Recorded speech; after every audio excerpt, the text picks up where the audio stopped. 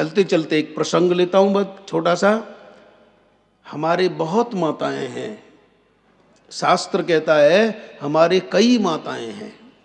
Number 1 जन्म देने वाली माता, नंबर 2 ये पृथ्वी माता, नंबर 3 गंगा माता,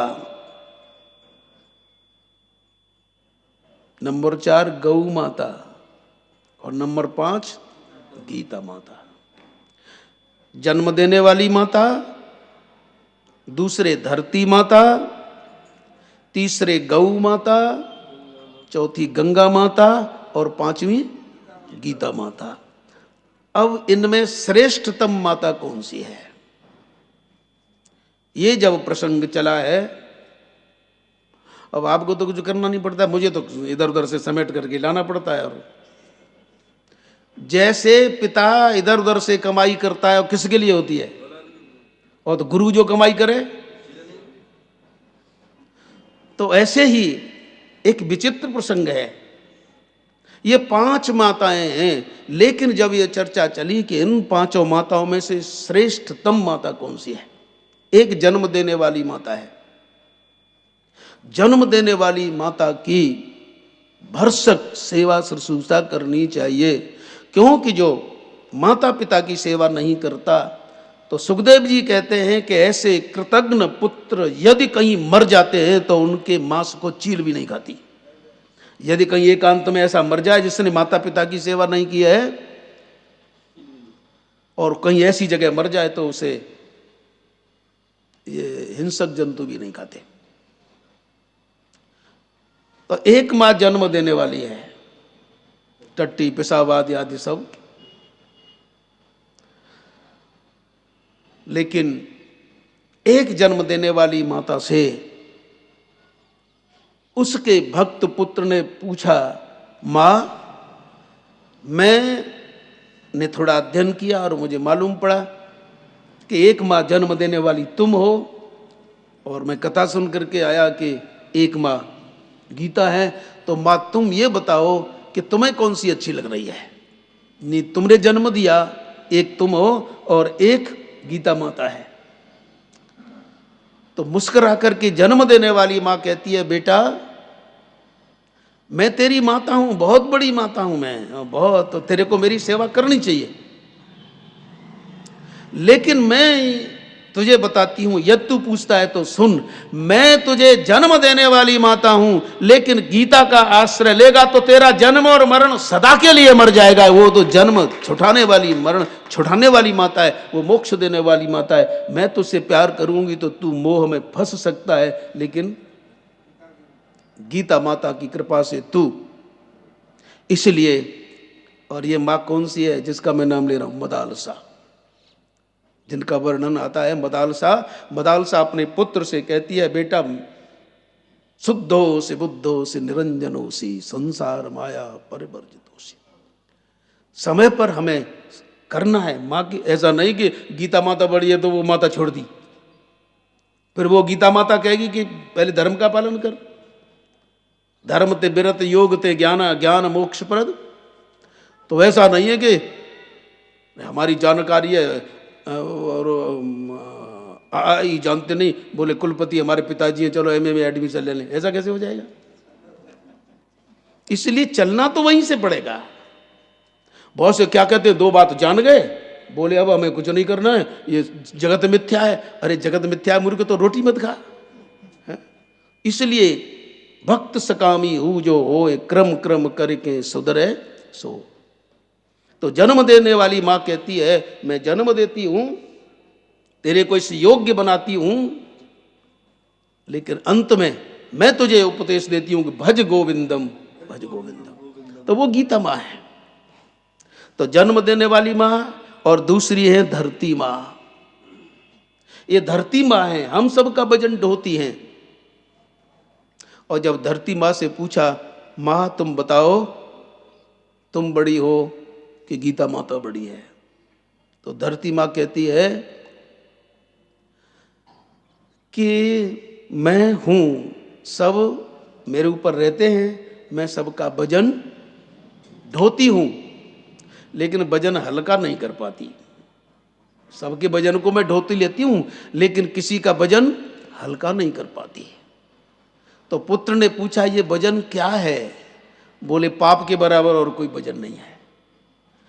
जब मेरे ऊपर भार बढ़ जाता है, यानी मैं तुम सबका वजन ग्रहण करती हूं, लेकिन जब पाप बढ़ जाता है, मैं पाप दूर नहीं कर पाती। और पाप दूर करती है तो कौन? तो उन्होंने बताया, गीता माता पाप दूर करती है, क्योंकि सकृत गीतांबस स्नानम संसार मल नाशनम। तो धरती माँ भी कहती है कि मेरे ऊपर रहे, अच्छी बात है, लेकिन गीता माँ पाप दूर करती है, यानी बोझ हल्का करती है। बोझ सहन मैं करती हूं, लेकिन बोझ हल्का नहीं कर पाती। बोझ वजन हल्का, ये जो मैं मेरे का वजन हल्का है, वो कौन करती हैं? गीता माता।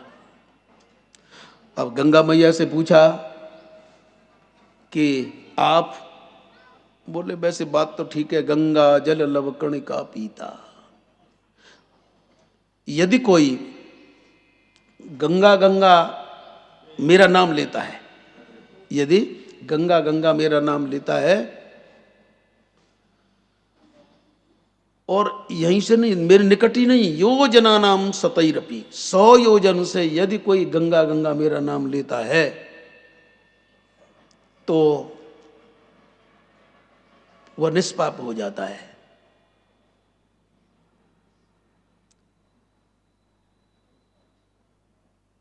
और उसके 10 जन्म के पाप नष्ट हो जाते हैं। मेरे में स्नान करता है, कृतकृत्य हो जाता है। और गंगा जी की बात कितनी है? पान करना, स्नान करना, नाम जप, यानी उनका नाम लेना, नाम लेने से, मुझ में स्नान करने से, और कौन सा था? पान करने से, तीनों ही कल्याण करती हैं और उसके पापों को दूर करती हूं मैं। लेकिन जो मुझ में स्नान करता है, मेरा नाम लेता है, उसके पाप दूर होते हैं। लेकिन गीता में ऐसी सामर्थ्य है कि गीता का अस्त्र लेता है, स्वयं भी निष्पाप होता है और दूसरों को भी निष्पाप कर देता है। इसलिए मेरे से बड़ी गीता है। मुझ में तो बार बार वो नहाएगा, लेकिन सकृत गीतांबसी स्नानम। तो गंगा मैया ने भी कहा कि गीता बड़ी है। अब कौन सी रह गई? गौ माता। गौ माता से जब पूछा किसी ने कि माँ, तुम और गंगा दोनों की यदि तुलना हो तो गौ माता कहती है, यद्यपि मेरे में 33 करोड़ देवता हैं, मेरी पूजा से सारे देवताओं की पूजा हो जाती है। और यदि कोई मंगलवार को मुझे गुड़ खिलाए और 21 मंगलवार से 11 मंगलवार से 21 मंगलवार तक मुझे, यानी प्रत्येक मंगलवार को मुझे गुड़ खिलाए, ऐसा मतलब ना थोड़ी सी डेली ले गए और खवा दिया, उचित। यदि कोई 11 मंगल तक मुझे गुड़ खिलाए तो उसका बड़े से बड़ा संकट मैं दूर कर देती हूं। मैं अपनी बात नहीं कह रहा, गौ माता की कह रहा हूं। और ये बिल्कुल सही है, जिसमें 33 करोड़ देवता होंगे वो झूठ बोलेगी। लेकिन हम है कि भैंस, गई भैंस। मैं इसलिए निवेदन करता हूं, मुरारी लाल से फिर कह रहा हूं कि भैंस का दूध बंद करो। कर दिया बंद? मैंने तो इसलिए नहीं पिया कि शायद वही होगा। अच्छा, तो ठीक है। तो गौ माता कहती है कि यदि मेरा कोई आश्रय ले तो 33 करोड़ देवताओं की पूजा हो जाती है।